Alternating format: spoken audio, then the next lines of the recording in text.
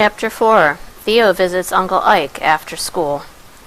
Ike was Theo's uncle, the older brother of Woods Boone. Before Theo was born, Ike had started the firm of Boone & Boone with Theo's parents. He had been a tax lawyer, one of the few in town. According to the scant information Theo could get on the subject, the three lawyers had enjoyed a pleasant and productive relationship until Ike did something wrong, bad wrong, so wrong that he was stripped of his license to practice law. Theo's parents said they didn't want to talk about it. Ike was still doing tax work, but of a lesser variety. He wasn't a lawyer and not an accountant, but he had to do something for a living. Every Monday afternoon, Theo stopped by, as were his parents' wishes. I suppose you're excited about the trial tomorrow.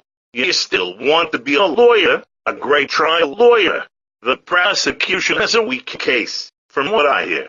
Yes, I do. You really think the case is weak? There's really no proof that Mr. Duffy killed his wife. The prosecutor might be able to establish a strong motive and arouse some suspicions, but nothing else. What's the motive? Money. $1 million. Mr. Duffy bought $1 million life insurance policy on his wife 2 years ago.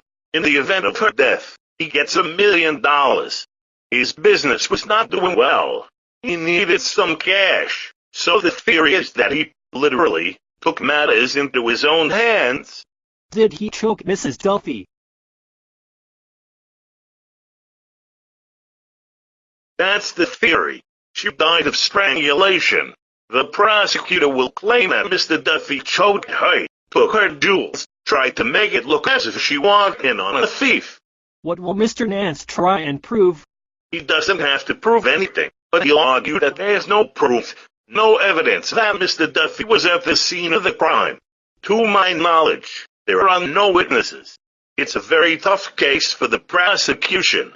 The conversation drifted to baseball and, of course, the Yankees, as Ike was a rabid Yankees fan and loved to spout statistics. After 30 minutes, Theo left with a promise to stop by next week. Chapter 4.